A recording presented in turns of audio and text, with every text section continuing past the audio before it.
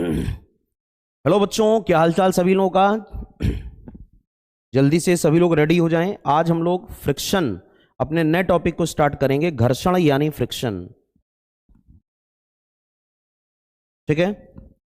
Exam के दृष्टिकोण से प्रोजेक्टाइल और फ्रिक्शन बहुत ही महत्वपूर्ण टॉपिक होते हैं, प्रक्षेप और घर्षण, जिनसे एग्जाम में न्यूमेरिकल या क्वेश्चन बनते रहते हैं। तो आज हम लोग इसी को स्टडी करेंगे क्लास में, घर्षण यानी फ्रिक्शन।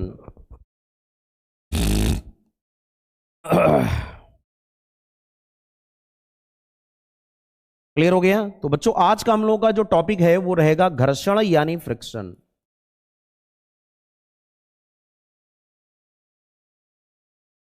पहली क्लास है घर्षण की, बहुत ध्यान से पढ़ना। इसके न्यूमेरिकल्स बहुत इंपॉर्टेंट होते हैं और वो न्यूमेरिकल्स तभी कर पाओगे जब आपको कॉन्सेप्ट क्लियर होगा। ठीक है। तो फ्रिक्शन में बच्चों हमको क्या ध्यान देना है, जिसको घर्षण कहते हो,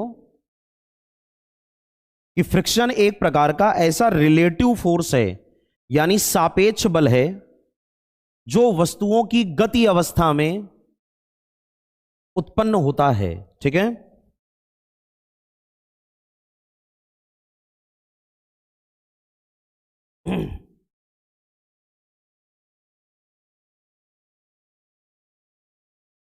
चलो स्टार्ट करते हैं ना। क्या कहता है फ्रिक्शन, पढ़ो। घर्षण वह बल है जो दो वस्तुओं के मध्य आपेक्षिक गति का विरोध करता है और जो कि संपर्क सतह के स्पर्श रेखीय दिशा में कार्य करता है। Friction is that force which always acts in case of relative motion when two bodies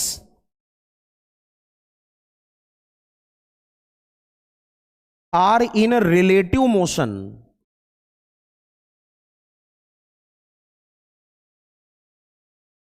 जब दो वस्तुएं रिलेटिव मोशन में हो, देन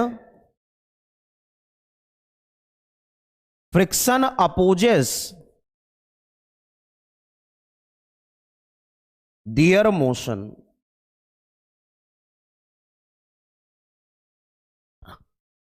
अगर किन्हीं दो वस्तुओं के बीच में, दो बॉडीज के बीच में रिलेटिव मोशन होता हो, सापेक्ष गति होती हो, एक के रिस्पेक्ट में दूसरी बॉडी क्या करे, मोशन करे, यानी गति अवस्था में हो, तो उनके संपर्क तलों के बीच एक ऐसा बल कार्य करेगा, उनके कांटेक्ट सरफेस के बीच एक ऐसा फोर्स काम करेगा जो वस्तुओं की गति का क्या करेगा, विरोध। ठीक है ना। Which always opposes to the motion of object, उसको हम लोग क्या बोलते हैं, फ्रिक्शन।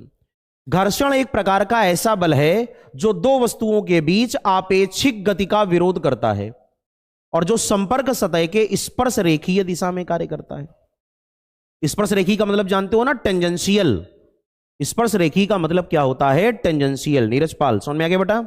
राजन यादव, मलिक, भूपेंद्र, रोहन, कामनी देवी, भावना, सभी बच्चों को जय हिंद। सभी लोग ध्यान से पढ़ें। घर्षण एक प्रकार का ऐसा बल है, फ्रिक्शन एक ऐसा फोर्स है जो दो बॉडीज के रिलेटिव मोशन में होने पर उस पर कार्य करता है।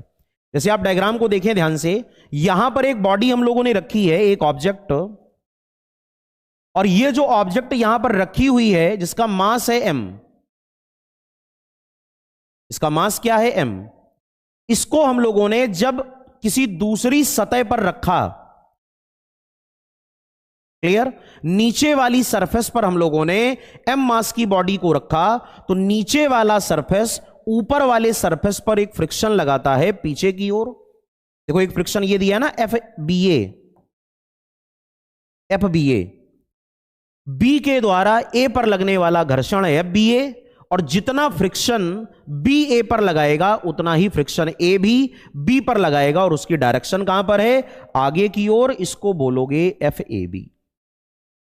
क्या ये बात सभी को समझ में आ गई। फ्रिक्शन फोर्स हमेशा पेयर में होता है, ऑलवेज एग्जिस्ट इन पेयर।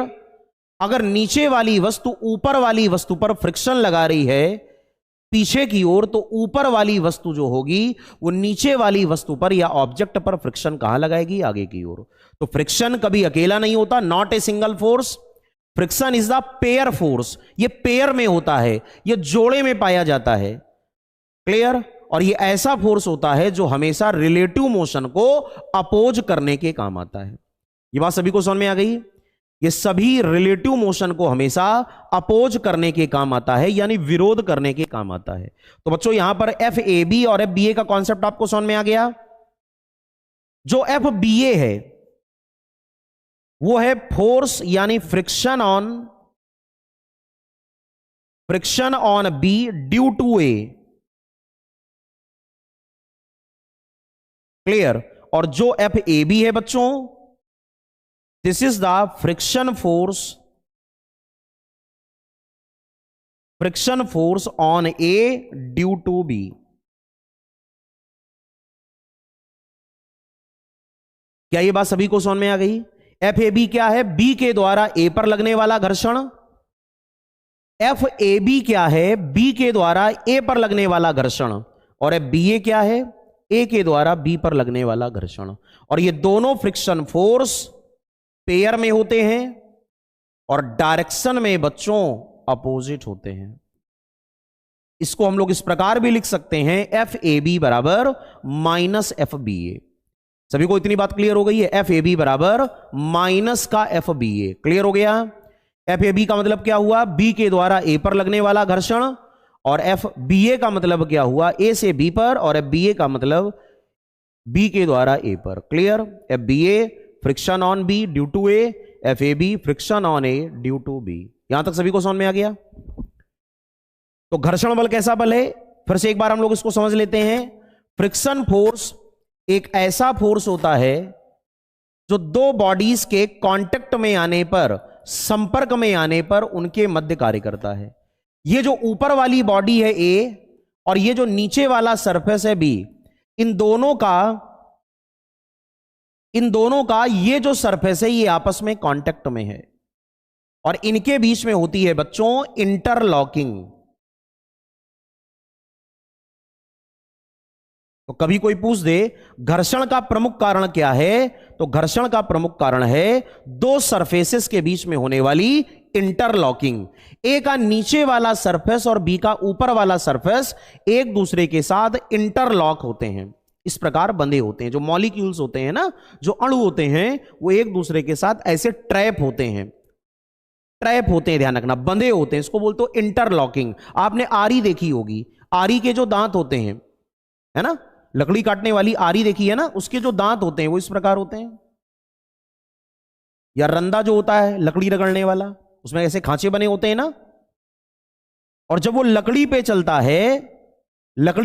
है तो उस पे भी ऐसे खांचे होते हैं लकड़ी के ऊपर वाले सरफेस पे, और यहां के मॉलिक्यूल आपस में बंधे होते हैं, ट्रैप होते हैं ऐसे।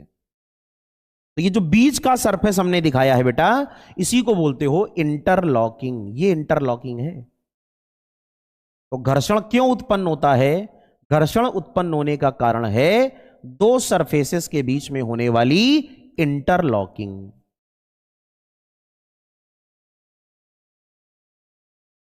तो क्या सभी को फ्रिक्शन समझ में आ गया? और फ्रिक्शन क्यों आता है यह भी मैंने आपको बता दिया। घर्षण आता है रिलेटिव मोशन के कारण। घर्षण बल सदैव उत्पन्न होता है जब तक आपेक्षिक गति ना हो, रिलेटिव मोशन ना हो, तब तक फ्रिक्शन नहीं होगा। और घर्षण जो होता है ये हमेशा क्या होता है? ये हमेशा पेयर में होता है। फ्रिक्शन फोर्स हमेशा बच्चों पेयर में होता है। समझ में आ गया? फ्रिक्शन फोर्स हमेशा पेयर में होता है। Friction force always exist in pair. Clear? यहां तक सभी को समझ में आ गया? नीरज, राजन, मलिक, भूपेंद्र, रोहन, जितने लोग क्लास में हैं, सही बच्चे कमेंट करके बताएं कि आपको फ्रिक्शन का केस क्लियर है। जब दो बॉडीज के बीच में लगातार रिलेटिव मोशन होगा तो उनके बीच में एक ऐसा बल कार्य करेगा जो संपर्क तलों के बीच होने वाले रिलेटिव मोशन को अपोज करेगा, और इसीलिए इस फोर्स का नाम पड़ गया बच्चों फ्रिक्शन फोर्स। इसको हम लोग कहते हैं घर्षण बल। और घर्षण बल क्यों आता है? घर्षण बल आता है क्योंकि दो संपर्क तलों के बीच हमेशा क्या होती है? इंटरलॉकिंग। अणु जो होते हैं वो एक दूसरे के साथ इंटरलॉक होते हैं, बंधे हुए होते हैं। हमने एग्जाम्पल आपको बताया, जैसे लकड़ी में आरी को चलाना, तो आरी के जो नीचे वाले दांत बने होते हैं, जो टूथ होते हैं ध्यान रखना, वो लकड़ी के ऊपर वाले सरफेस के मॉलिक्यूल के साथ इंटरलॉक होते हैं और इसलिए इसके बीच में क्या उत्पन्न होता है? फ्रिक्शन। तो यह कहना सदैव गलत होगा कि फ्रिक्शन की दिशा सदैव पीछे की ओर होती है। अभी मैंने आपको क्या बताया? बी ए पर फ्रिक्शन लगाएगा पीछे, क्लियर, और ए बी पे फ्रिक्शन लगाएगा आगे। ए के द्वारा बी पर लगने वाला घर्षण। आप लोगों ने देखा भी होगा, जब हम लोग किसी तल पर चलते हैं, कोई भी मैन जब किसी सरफेस पे वॉक करेगा, टहलेगा, जब कोई व्यक्ति किसी सतह पर टहलेगा तो वो अपने पैरों से सरफेस को कहां ढकेलता है? पीछे की ओर, है ना। जब हम लोग किसी तल पर चलते हैं तो हम अपने पैरों से उस तल को या उस सरफेस को कहां ढकेलते हैं? पीछे की ओर, और वो तल भी हम पर आगे की ओर एक बल लगाता है, और ये बल क्या कहलाता है? फ्रिक्शन, यानी घर्षण, जो हमको आगे बढ़ने में सहायता देता है। ठीक है, तो ये तो हो गया फ्रिक्शन। अब फ्रिक्शन के कुछ बेसिक बातचीत समझ लो ध्यान से। फ्रिक्शन के कुछ महत्वपूर्ण कॉन्सेप्ट को पहले आप ध्यान से समझो, फिर हम लोग आगे की तरफ बढ़ते हैं। जैसे मान लो कोई भी एक m द्रव्यमान की वस्तु किसी तल पर रखी है। Any object of mass m is kept on any surface.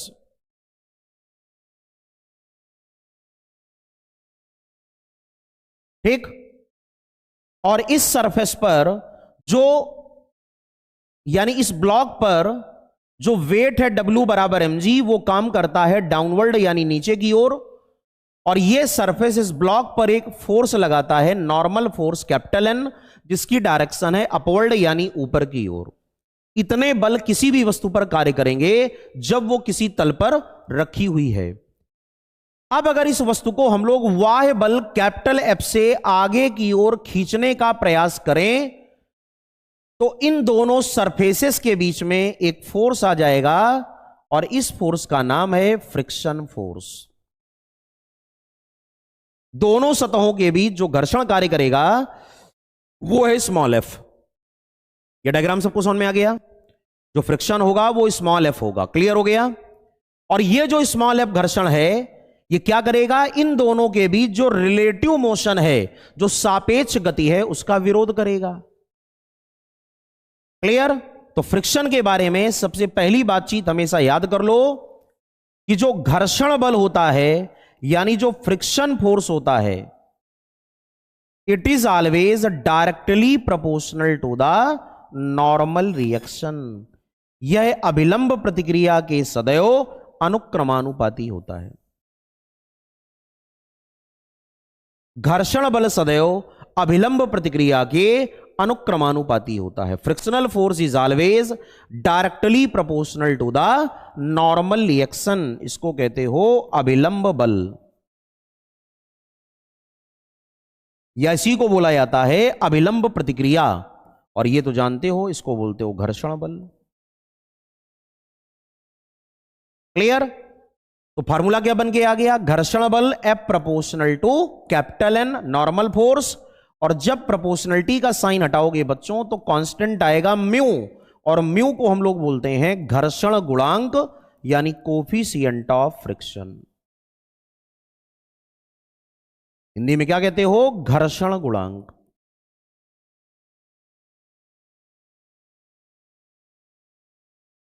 Clear? Mu को हम लोग क्या बोलते हैं? घर्षण गुणांक, यानी कोफिशिएंट ऑफ फ्रिक्शन, और एन को क्या कहते हो? Normal reaction.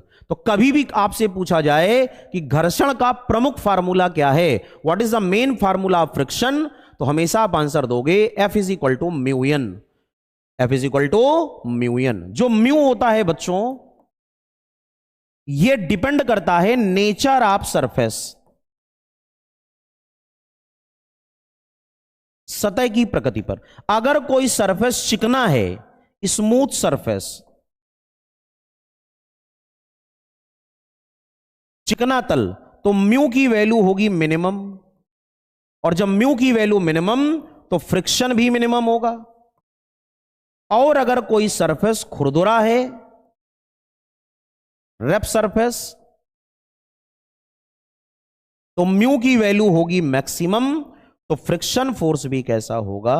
मैक्सिमम। ठीक है, तो हमेशा याद कर लेना, खुरदुरे तलों के लिए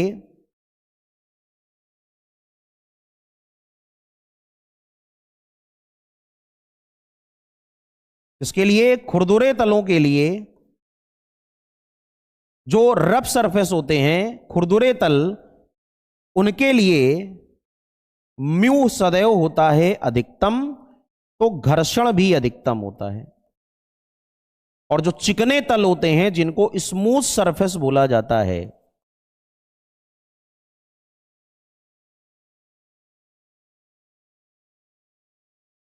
ठीक, उनके लिए म्यू होता है मिनिमम, तो फ्रिक्शन भी मिनिमम होता है। इतनी बात सबको समझ में आ गई क्या? चिकने तलों का मतलब क्या हुआ? चिकने तलों का मतलब हुआ जैसे आइस का सरफेस, आइस सरफेस, बर्फ का तल, क्लियर? ग्लासी सरफेस, इन सारे तलों के लिए घर्षण न्यूनतम होगा। और जैसे जो खुरदुरे तल होते हैं, जैसे लकड़ी यानी वुड, बालू यानी सैंड, क्लियर, ये सारे सरफेसेस के लिए हमेशा फ्रिक्शन फोर्स क्या होता है? ज्यादा। तो खुरदुरे तलों का घर्षण कैसा? ज्यादा, और चिकने तलों का घर्षण क्या होता है बच्चों? सदैव कम होता है। ये बात सभी को समझ में आ गई? बोलो भाई। ठीक है, सभी को बात समझ में आ गई? रवि रंजन, टेंशन ना लो, पढ़ा देंगे बेटा। ठीक है, जो जो पार्ट वीक है उसको कंप्लीट कराएंगे, लेकिन पहले कॉन्सेप्ट पे सब लोग ध्यान से फोकस करो। यहां तक सभी को क्लियर हो गया? तो एक बात हमको बहुत इंपॉर्टेंट तैयार हो गई है कि घर्षण बल, जो फ्रिक्शन फोर्स होता है, घर्षण बल सदैव स्पर्श रेखी होता है, टेंजेंशियल।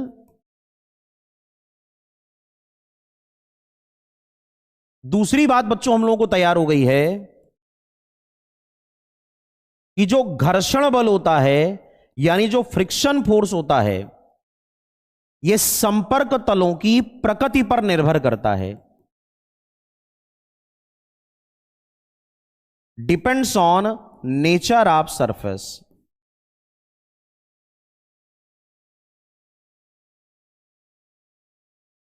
इसका एग्जाम्पल मैंने अभी आपको बताया है, चिकना तल और खुरदुरा तल। और तीसरी बात हमेशा याद रखा करो कि जो घर्षण बल होता है वह संपर्क तलों के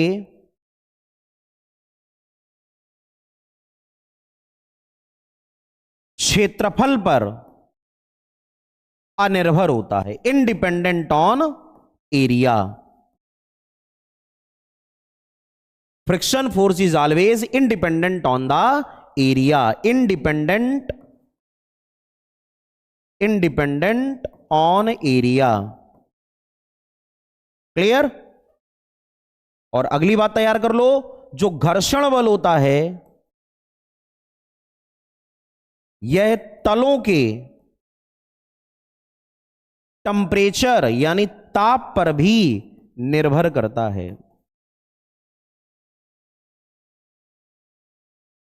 ठीक है, also depends on temperature, they also depends on temperature, ये ताप पर भी निर्भर करता है, क्लियर? तो फ्रिक्शन फोर्स किस पे डिपेंड करता है? टेंपरेचर पे। फ्रिक्शन फोर्स किस पे डिपेंड करता है?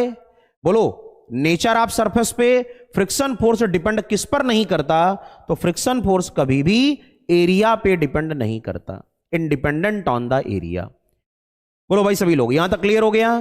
क्या ये सारी बातें आपको घर्षण की समझ में आ गई? फ्रिक्शन के ये सारे पॉइंट सभी को क्लियर हैं? एक बार सभी लोग कमेंट करके बताएं, घर्षण बल क्या होगा? फ्रिक्शन फोर्स रिलेटिव मोशन से आएगा। फ्रिक्शन फोर्स जब आता है ये रिलेटिव मोशन से आता है, ये टेंजेंशियल होता है, क्लियर? चिकने तलों के लिए कम होता है, खुरदुरे तलों के लिए ज्यादा होता है। ये नेचर पे डिपेंड करता है, ये एरिया पे डिपेंड नहीं करता है, ये टेम्परेचर पे डिपेंड करता है। ये सारे कॉन्सेप्ट होते हैं फ्रिक्शन के, क्लियर? सभी लोग बताएं, जितने भी लोग क्लास में हैं सभी को यहां तक पूरी बात समझ में आ गई? घर्षण बल किन किन बातों पे डिपेंड करेगा और किन किन बातों पे डिपेंड नहीं करेगा। घर्षण बल किन किन बातों पे डिपेंड करेगा और किन किन बातों पर डिपेंड नहीं करेगा। क्लियर? सभी को समझ में आ गया? जितने भी लोग क्लास में हैं जल्दी से कमेंट करें। क्या सारे बच्चों को यहां तक पूरी बात क्लियर है बेटा? सभी लोगों को यहां तक पूरी बात क्लियर है? किसी कोई दिक्कत तो नहीं है? जल्दी से कमेंट करके बताओ। फ्रिक्शन फोर्स के बारे में यहां तक आपको सारी बातें अच्छे ढंग से क्लियर हो गई? किसी को कोई प्रॉब्लम तो नहीं है? जल्दी से आप लोग कमेंट करके बताएं।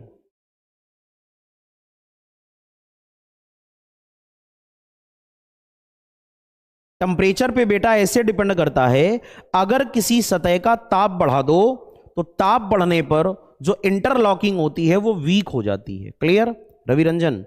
टेम्परेचर को बढ़ाने पर इंटरलॉकिंग वीक हो जाती है, और जब इंटरलॉकिंग वीक हो जाएगी इसका क्या मतलब है? इसका यह मतलब है कि वो जो सरफेस होगा वो लेस फ्रिक्शन को प्रोड्यूस करेगा, और जब वो लेस फ्रिक्शन को प्रोड्यूस करेगा इसका क्या मतलब हुआ?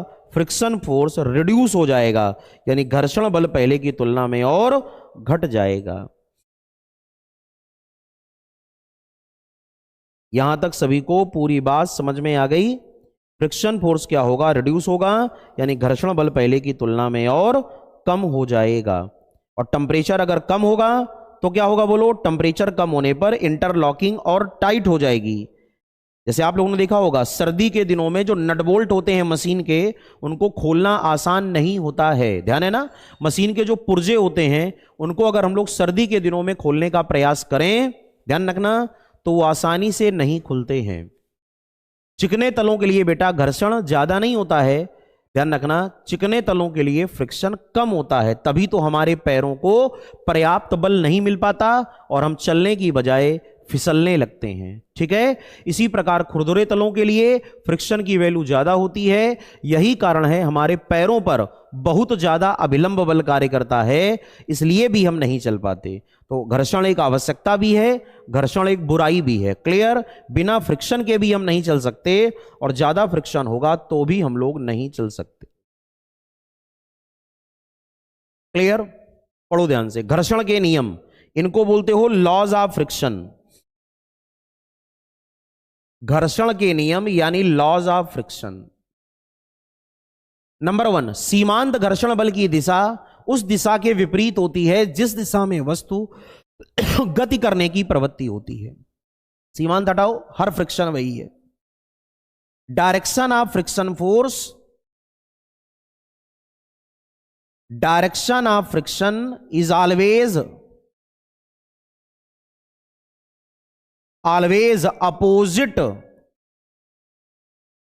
to the direction of tendency of motion।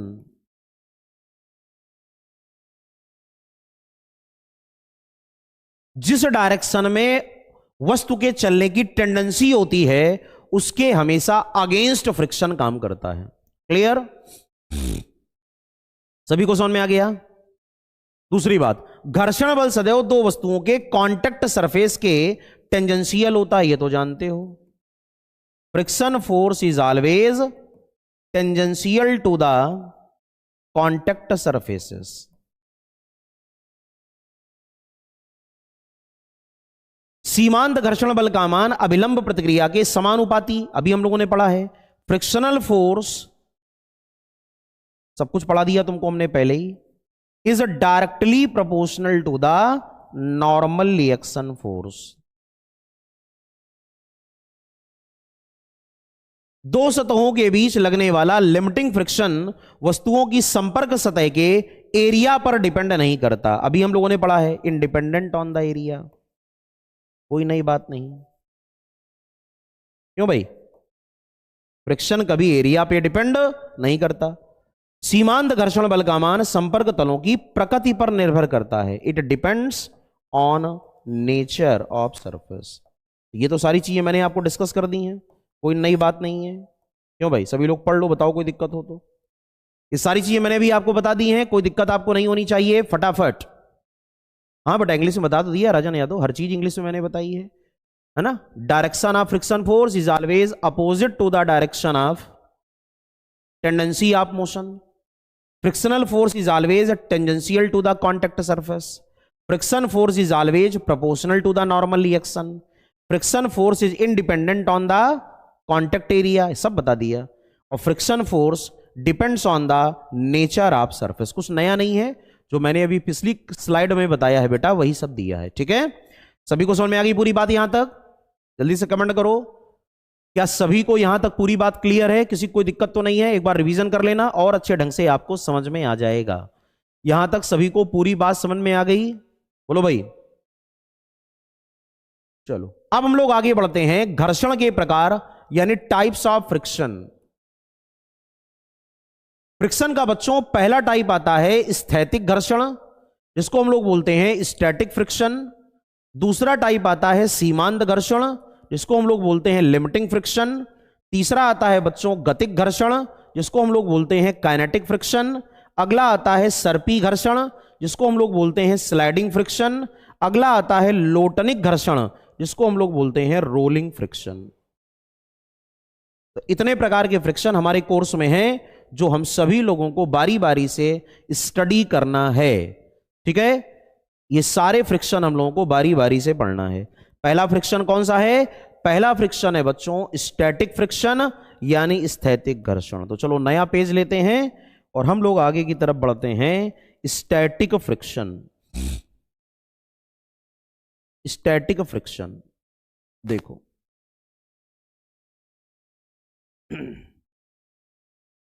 हम लोगों को बच्चों पढ़ना है स्टैटिक फ्रिक्शन।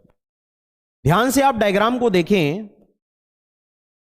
हम लोगों के पास एक m द्रव्यमान की वस्तु है, m मास की बॉडी, जो किसी सरफेस पे रखी है और उसका जो वेट है mg वो डाउनवर्ड है और नॉर्मल एक्सल कैपिटल N ऊपर की ओर है। सभी लोग जानते हो ना, गुरुत्व बल हमेशा नीचे होता है, फोर्स ऑफ ग्रेविटी, और नॉर्मल रिएक्शन हमेशा ऊपर होती है। और इसको हम लोगों ने बाह्य बल कैपिटल F से खींचा है। लेकिन हमारे द्वारा लगाए गए बल के अपोजिट डायरेक्शन में एक फ्रिक्शन फोर्स है, जिसको बोला जाता है स्टैटिक फ्रिक्शन। और यह जो स्टैटिक फ्रिक्शन होता है Fs, it maintains rest state of object. यह वस्तु की विराम अवस्था को बनाता है।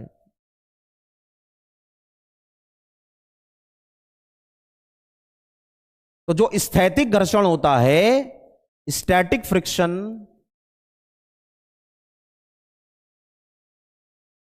सदैव किसी भी ऑब्जेक्ट को विराम अवस्था में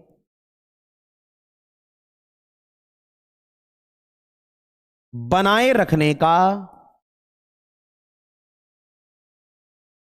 प्रयत्न करता है।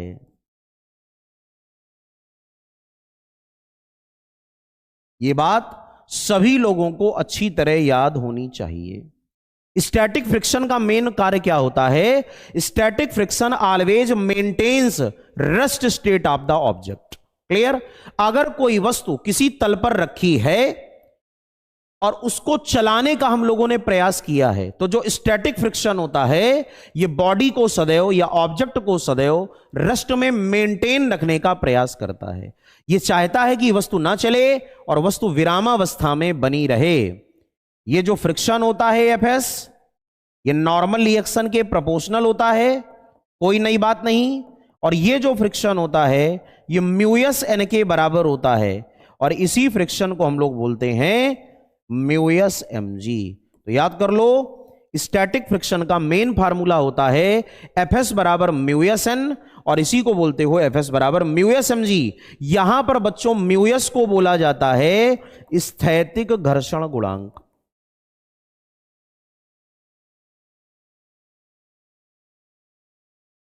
कोफिशिएंट ऑफ स्टैटिक फ्रिक्शन, ठीक है, हिंदी में इसको हम लोग क्या बोलते हैं, स्थैतिक घर्षण गुणांक, कोफिशिएंट ऑफ स्टैटिक फ्रिक्शन। तो जो स्टैटिक फ्रिक्शन है mu s, this is the coefficient of static friction, ये म्यूएस है। और एन को क्या बोलते हो, अभिलंब बल यानी नॉर्मल फोर्स। अभिलंब बल कौन लगाता है, नॉर्मल फोर्स वो सरफेस लगाता है उस बॉडी पर जिसमें हम लोगों ने उस ब्लॉक या उस बॉडी को रखा हुआ होता है। क्लियर हो गया। तो स्टैटिक फ्रिक्शन का काम क्या है बेटा, स्टैटिक फ्रिक्शन का काम है किसी भी बॉडी को रेस्ट में मेंटेन रखना, किसी भी वस्तु को विराम अवस्था में बनाए रखने का जो काम करता है वो फ्रिक्शन क्या कहलाता है, स्टैटिक फ्रिक्शन यानी स्थैतिक घर्षण। क्या सभी को पूरी बात समझ में आ गई?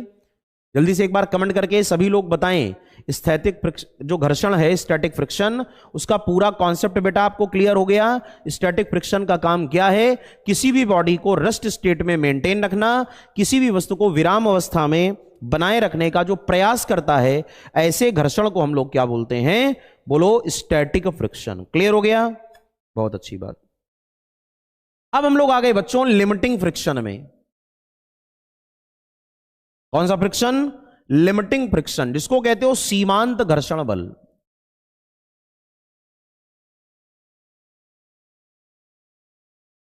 ठीक है, इसको हम लोग बोलते हैं लिमिटिंग फ्रिक्शन यानी सीमांत घर्षण बल। क्या होता है सीमांत घर्षण बल?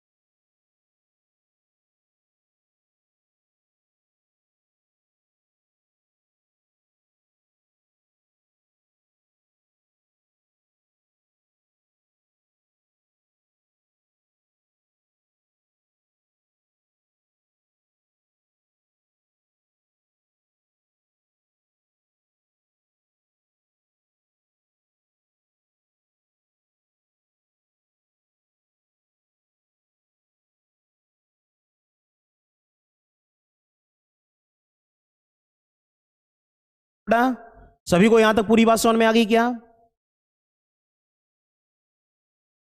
लिमिटिंग जो फ्रिक्शन होता है जिसको सीमांत घर्षण कहते हो, जैसे किसी वस्तु पर कोई बाह्य बल कार्य किया एफ एक्सटर्नल, तो तुरंत क्या हुआ, उसके अपोजिट डायरेक्शन में एक फोर्स आ गया जिसको हम लोग बोलते हैं एफएस। कौन सा फोर्स आ गया बोलो, एफएस। अच्छा, एफएस का काम क्या है, बॉडी को रेस्ट में मेंटेन रखना। स्टैटिक फ्रिक्शन का वर्ग क्या होता है, किसी बॉडी को रेस्ट में या विराम अवस्था में बनाए रखने का प्रयास करना। बेटा क्लियर, सबको समझ में आ गया? चलो अब देखो कितनी अच्छी बात है। जैसे मान लो किसी वस्तु पर हमने कोई बाह्य बल लगाया, एक्सटर्नल फोर्स कैपिटल एफ, और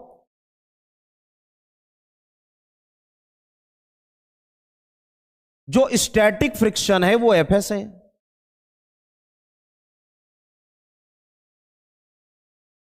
ध्यान से समझना बेटा, हम लोगों ने वस्तु पर लगाया बाह्य बल एक्सटर्नल फोर्स 2 न्यूटन का, तो स्टैटिक फ्रिक्शन भी है 2 न्यूटन। यह काम होता है एफएस का। एफएस का वर्ग क्या होता है कि किसी भी बॉडी को आगे बढ़ने से रोकना, लेकिन अगर हम किसी बॉडी पर लगाए गए बल को बढ़ाएंगे तो एफएस भी उसी अनुपात में बढ़ता है, उसी रेशियो में बढ़ जाता है। अगर हम लोगों ने कैपिटल एफ को किया 2 न्यूटन तो एफएस भी आ गया 2, लेकिन वस्तु नहीं चली, ऑब्जेक्ट रेस्ट में है, फिर हमने इसको बढ़ा के कर दिया 4 न्यूटन, तो ये भी हो गया 4 न्यूटन। ऑब्जेक्ट फिर भी नहीं बढ़ी, रेस्ट में है। इसको हमने कर दिया 6 न्यूटन, तो ये भी हो गया 6 न्यूटन। ऑब्जेक्ट रेस्ट में है, फिर भी नहीं बढ़ी। हमने इसको बढ़ा के कर दिया 8 न्यूटन। ऑब्जेक्ट अब भी एफएस उस पर लग रहा है 8 न्यूटन का, और ये ऑब्जेक्ट आगे नहीं बढ़ी। और अब हमने इसको बढ़ा के कर दिया 10 न्यूटन, तो ये केवल रह गया 8 न्यूटन पर। देखो जरा ये बात क्या हो गई। जैसे जैसे हम लोगों ने प्रारंभ में कैपिटल एफ को बढ़ाया, वैसे वैसे एफएस की वैल्यू बढ़ती गई, बढ़ती गई, बढ़ती गई।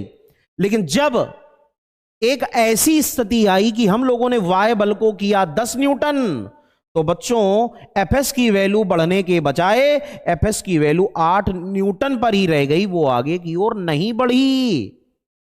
इसका मतलब क्या हुआ? एफएस ज्यादा से ज्यादा कितना बढ़ सकता है? एफएस ज्यादा से ज्यादा 8 न्यूटन तक बढ़ सकता है, और इसीलिए इसका नाम पड़ गया एफएस मैक्स।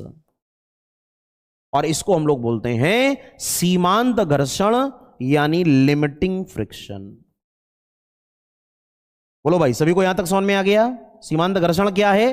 तुम खुद देखो ना, जब हम लोगों ने कैपिटल एफ को बढ़ाया बढ़ाया बढ़ाया बढ़ाया बढ़ाया, तो एफएस भी बढ़ा बढ़ा बढ़ा बढ़ा बढ़ा, लेकिन एफ की वैल्यू को बढ़ा के जैसे ही 10 न्यूटन किया, तो बच्चों एफएस की वैल्यू और आगे नहीं बढ़ पाई, वो 8 न्यूटन तक ही रह गई। इसीलिए हम लोग क्या बोलते हैं? इसीलिए हम लोग बोलते हैं कि मैक्सिमम वैल्यू ऑफ एफएस। बच्चों हम लोग क्या बोलते हैं? Maximum value of FS is called limiting friction. याद आया सभी को? आपने यही पढ़ा होगा। एक आपने पढ़ा होगा कि स्थैतिक घर्षण का अधिकतम मान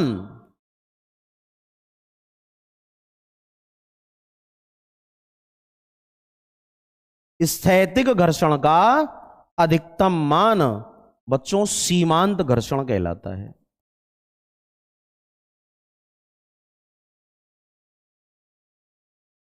पढ़ा है कि नहीं पढ़ा? बताओ, समझ में आ गया सभी को? मैंने जो टेबल बनाई है वो तुमको समझाने के लिए बनाई थी कि आपको ये पता चले कि लिमिटिंग फ्रिक्शन क्या है। क्लियर? तो लिमिटिंग फ्रिक्शन बेटा क्या होता है? लिमिटिंग फ्रिक्शन का मतलब ये हुआ, सीमांत घर्षण का मतलब क्या हुआ? सीमांत घर्षण वह घर्षण बल है जो स्थैतिक घर्षण का अधिकतम मान है। This is the maximum value of static friction. Clear सभी को? यहां तक सारी बात समझ में आ गई? जल्दी से कमेंट करके बताओ, क्या सीमांत घर्षण सभी बच्चों को क्लियर है? और सीमांत घर्षण को हम लोग व्यक्त करते हैं एफएस मैक्स से। लिमिटिंग फ्रिक्शन को हम लोग रिप्रेजेंट करते हैं एफएस मैक्स से। तो लिमिटिंग फ्रिक्शन कुछ अलग नहीं है, लिमिटिंग फ्रिक्शन स्टैटिक फ्रिक्शन का ही मान है। बस अंतर इतना है कि जब स्टैटिक फ्रिक्शन अपने अधिकतम मान को प्राप्त कर लेता है तो फ्रिक्शन आ जाता है लिमिटिंग फ्रिक्शन, जिसको कहते हो सीमांत घर्षण। और इसके फार्मूले में भी कोई बदलाव नहीं है बच्चों। आपको कभी सीमांत घर्षण निकालना पड़े तो आप फार्मूला फिर से वही लगाओगे, एफएस मैक्स बराबर म्यू एस एन। फार्मूला वही होता है जो स्टैटिक फ्रिक्शन का है, लिखने में केवल अंतर है और कॉन्सेप्ट में क्या डिफरेंस है जो मैंने अभी आपको बताया। क्लियर हो गया? यहां तक सभी को बात समझ में आ गई? तो किस वेक्टर की मैक्सिमम वैल्यू, किस फ्रिक्शन की मैक्सिमम वैल्यू है ये बोलो? मैक्सिमम वैल्यू ऑफ एफएस, स्थैतिक घर्षण का अधिकतम मान सीमांत घर्षण कहलाता है। अब बच्चों आ गया काइनेटिक फ्रिक्शन।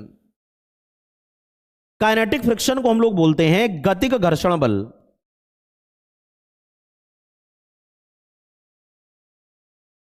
क्लियर? सुनो, मेरी बात को ध्यान से सुनो।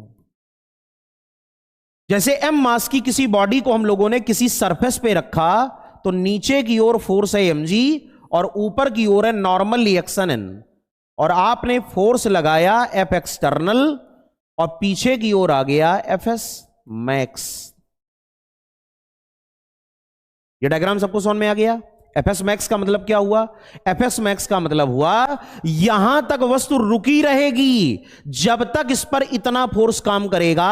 इस वाले एग्जाम्पल में हम लोगों ने जो 8 न्यूटन का फोर्स लिया था, 8 न्यूटन का, ज्यादा से ज्यादा एफएस 8 न्यूटन है, तो 8 न्यूटन का बल, 8 न्यूटन का फोर्स इस ब्लॉक को रोके रहेगा।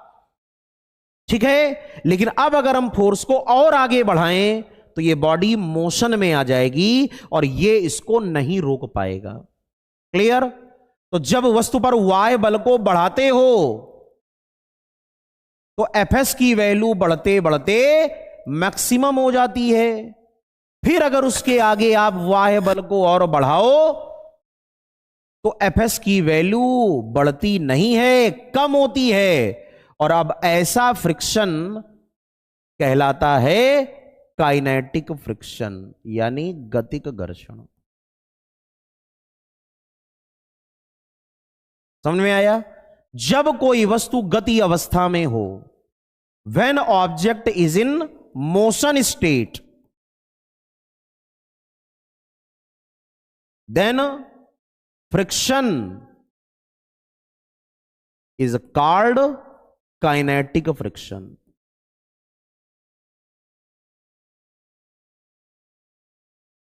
जब वस्तु गति अवस्था में हो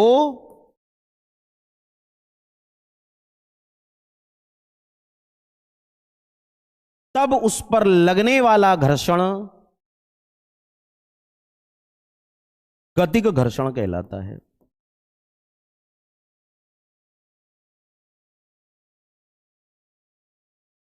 क्या ये बात समझ में आ गई सभी को? इसको एफ के से रिप्रेजेंट करते हो बेटा, और एफ के बराबर होता है म्यू के एन, और अगर आप एन की वैल्यू को रख दो mg तो यही फार्मूला बनेगा एफ के बराबर म्यू के mg। और म्यू के को बोलते हो बच्चों, म्यू के को बोलते हो गतिक घर्षण गुणांक, कोफिशिएंट ऑफ काइनेटिक फ्रिक्शन।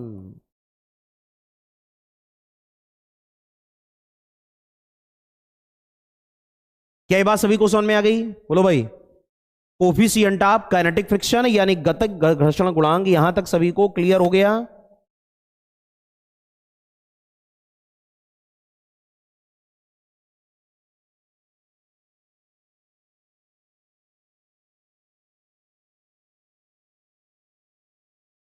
गतिक घर्षण सबको समझ में आया? जब किसी वस्तु पर लगने वाले वाय बल को लगातार बढ़ाओगे तो एक ऐसी कंडीशन आ जाएगी कि बॉडी मोशन में आ जाएगी, और अब यही फ्रिक्शन कहलाएगा एफ के। ठीक? एफ के, तो एफ के कब काम करता है?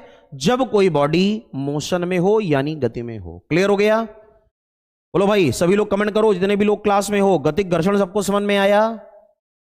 तो पहला फ्रिक्शन क्या था? स्टैटिक यानी स्थैतिक घर्षण।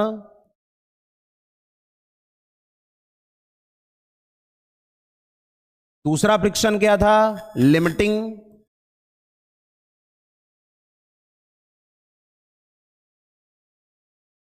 यानी सीमांत घर्षण। तीसरा घर्षण क्या था? गतिक।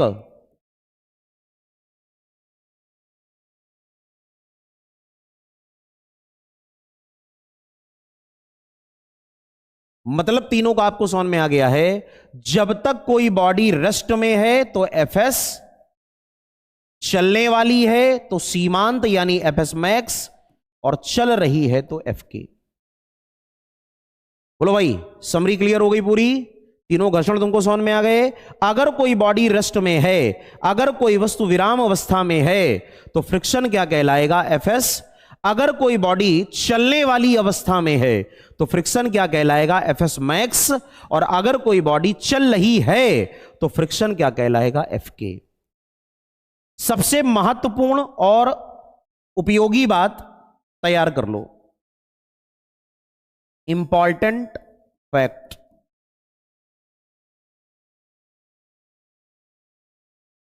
ठीक? इंपॉर्टेंट फैक्ट नंबर वन बेटा, इंपॉर्टेंट फैक्ट क्या है कि जो एफएस मैक्स होता है वो एफएस से ज्यादा होता है।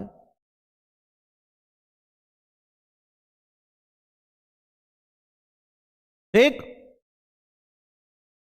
सिंबल तो जानते हो ना, सीमांत घर्षण स्थैतिक से ज्यादा। दूसरा, जो एफएस मैक्स होता है वो एफके से भी ज्यादा है। और तीसरा, जो एफएस मैक्स है या जो एफएस है वो एफके से ज्यादा। ये तीनों रिजल्ट आप जरूर तैयार कर लें।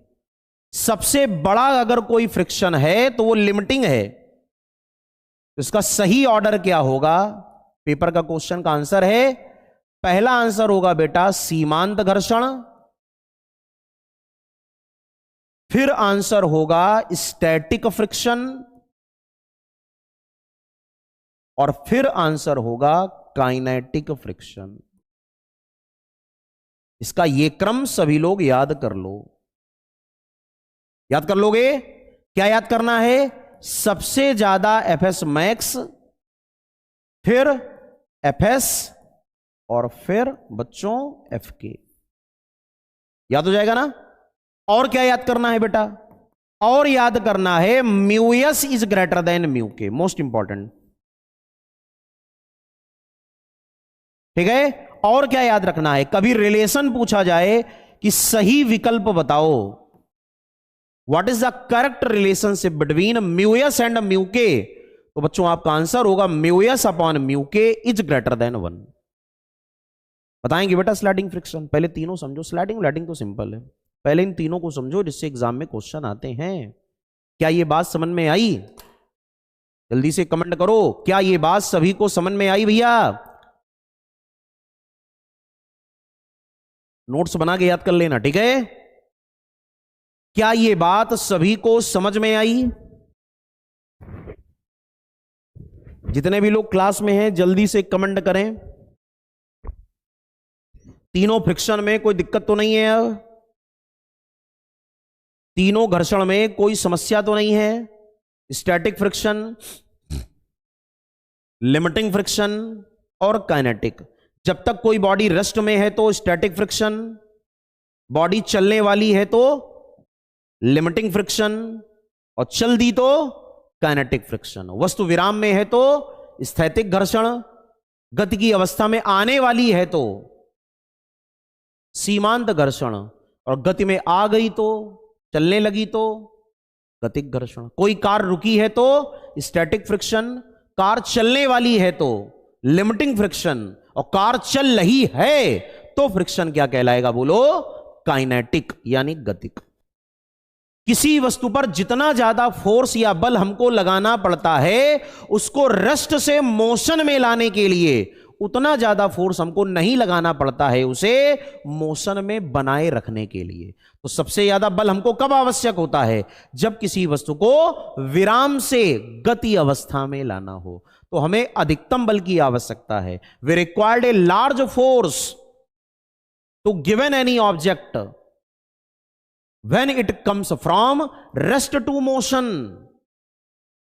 और एक बार अगर बॉडी चल दे तो हमें ज्यादा बल की आवश्यकता नहीं पड़ती है। भावना से खावत समझ में आ गया? राजन यादव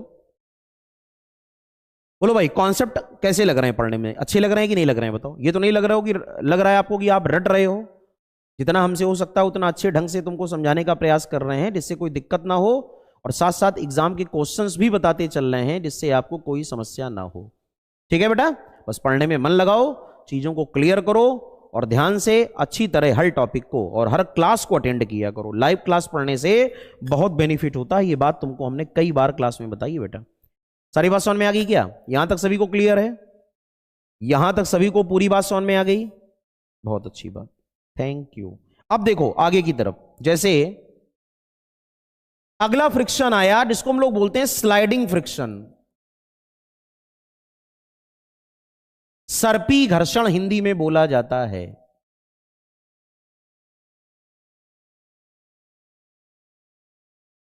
जहां कहीं भी दो बॉडीज के बीच में स्लाइडिंग हो, देखो स्लाइडिंग हो, जैसे ये कोई भी एक ब्लॉक है, ब्लॉक, ब्लॉक माने वस्तु, और ये किसी मेज के तल पर, टेबल सरफेस, मेज के तल पर ऐसे आगे खिसकाई जाती है।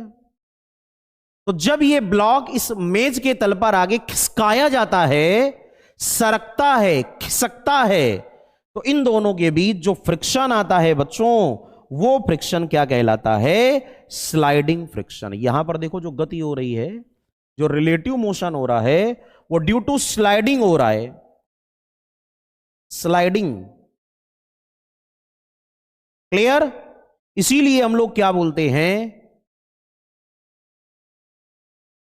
when two bodies slides over each other, then friction between surfaces known as sliding friction.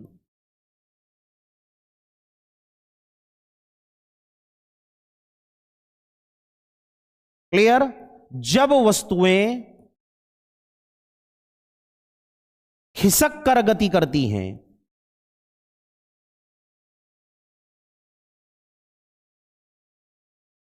तो घर्षण सर्पी घर्षण कहलाता है।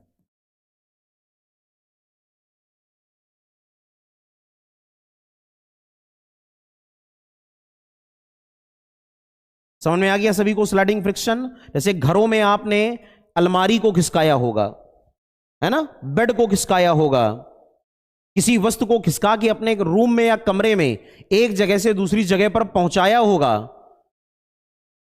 समझ में आ गया? तो वो फ्रिक्शन क्या कहलाता है? बोलो, वो फ्रिक्शन कहलाता है sliding.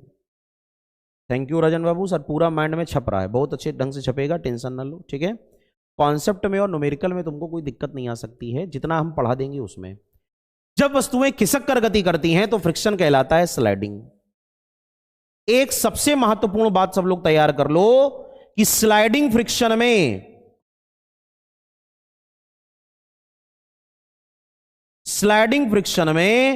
Loss of energy maximum होता है, ऊर्जा हानि सबसे ज्यादा।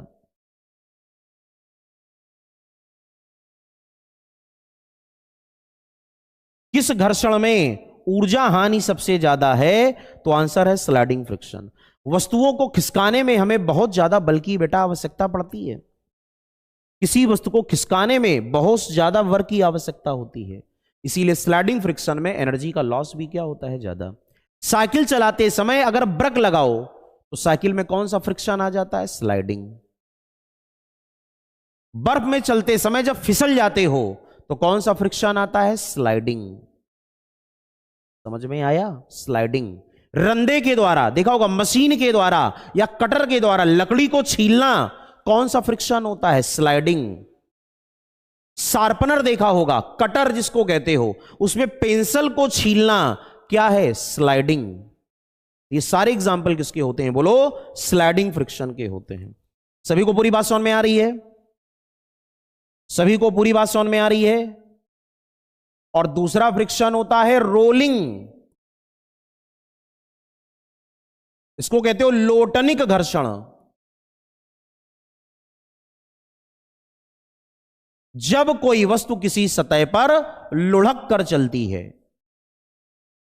जैसे गाड़ी का रोड पर चलना, तो जो पहिए होते हैं वो सड़क पर क्या करते हैं बच्चों? रोल करते हैं, रोलिंग मोशन। और जब कोई वस्तु किसी सतह पर लुढ़क कर गति करे, रोलिंग मोशन में हो, लुढ़क कर गति करे, रोलिंग मोशन। जैसे तुम्हारे अगल बगल ग्लास रखा होगा पानी का, उसको खाली कर दो अगर पानी ना भरा हो, और खाली है तो और अच्छी बात है, और उसको ऐसे लुढ़का दो फर्श में, तो फ्रिक्शन क्या होगा? रोलिंग। तो रोलिंग मोशन में जो घर्षण होता है वो रोलिंग फ्रिक्शन कहलाता है। क्लियर? और रोलिंग फ्रिक्शन में एनर्जी का लॉस कम होता है, इस घर्षण में ऊर्जा हानि कम होती है। याद है ना? याद है? वस्तुओं को लुढ़काना आसान है और खिसकाना कठिन है। क्यों? किसी बॉडी को रोल कराना आसान है लेकिन खिसकाना कठिन है। तो कौन सा फ्रिक्शन ज्यादा होता है? स्लाइडिंग। और कौन सा फ्रिक्शन कम होता है? स्लाइडिंग फ्रिक्शन यानी सर्पी घर्षण हमेशा ज्यादा होता है और लोटनिक घर्षण यानी रोलिंग फ्रिक्शन हमेशा कम होता है। इस बात को याद कर लो, उतना ही अच्छा है। वस्तुओं को खिसकाना कठिन है और वस्तुओं को लुढ़काना आसान है। जैसे फॉर द एग्जाम्पल, कोई भी एक कार है या ट्रॉली है, trolley, this is the trolley, TROLLY, trolley. इसके ऊपर अगर हम लोगों ने किसी ब्लॉक को रख दिया, ट्रॉली का मास है कैपिटल M, इसका स्मॉल m, तो जब ट्रॉली चलेगी तो बताओ ट्रॉली और सड़क के बीच घर्षण कौन सा है? ट्रॉली और सड़क के बीच घर्षण कौन सा है? फ्रिक्शन, रोलिंग, जो कि टायर लुढ़क रहे हैं। क्लियर? और ट्रॉली और ऊपर वाले मास के बीच में फ्रिक्शन कौन सा है? तो बच्चों ये है स्लाइडिंग यानी सर्पी। समझ में आ गया? आप लोगों ने गौर भी किया होगा, जब हम ट्रेन में, बस में, कार में सफर करते हैं, जब हम ट्रेन में, बस में, कार में सफर करते हैं,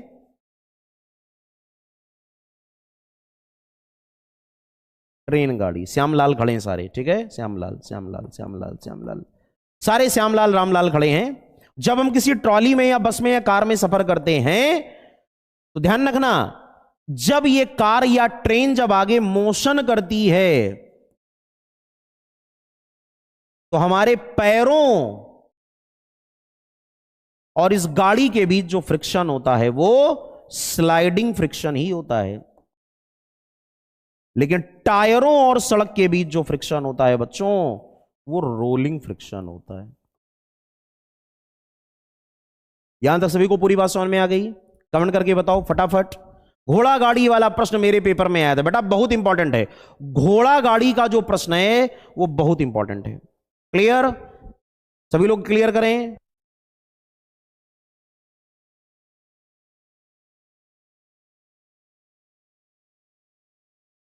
क्लियर हो गया? सभी को बात समझ में आ गई क्या? जल्दी सभी लोग बताएं बेटा। यहां तक जितना घर्षण आपको पढ़ाया है क्या आपकी बुद्धि में गया? अगर बुद्धि की शुद्धि हो गई हो तो जल्दी से कमेंट करो।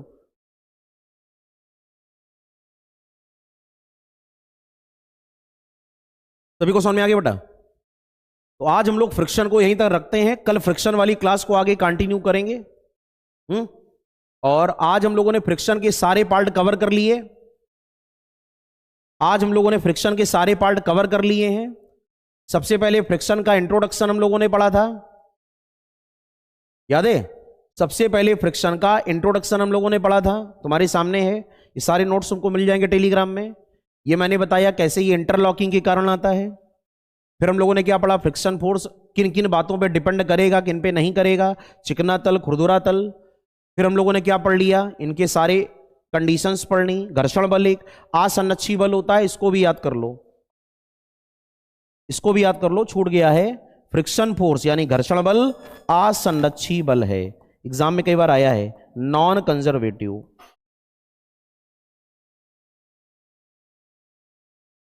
कभी पूछा जाए घर्षण बल कैसा बल है तो तैयार कर लो, घर्षण बल असंरक्षी बल है, नॉन कंजर्वेटिव है। क्लियर? घर्षण बल असंरक्षी है, नॉन कंजर्वेटिव। ये क्वेश्चन पेपर में बहुत बार बनता है, तैयार कर लेना है, असंरक्षी। क्लियर हो गया? तो ये भी हो गया तुम्हारा। उसके बाद हम लोगों ने क्या पढ़ लिया था? इसके लॉस पढ़ लिए थे। फिर क्या पढ़ लिए थे? Types of friction. फिर उसके बाद हम लोगों ने आगे क्या पढ़ा था? स्थैतिक घर्षण, स्टैटिक फ्रिक्शन। फिर हम लोगों ने क्या पढ़ा? लिमिटिंग फ्रिक्शन, टेबल बना के समझा दी। फिर हम लोगों ने क्या पढ़ा? Kinetic friction. फिर हम लोगों ने क्या पढ़ा? तीनों के रिलेशन, और तीनों के रिलेशन तुम्हारे सामने हैं। फिर हम लोगों ने क्या पढ़ा? स्लाइडिंग।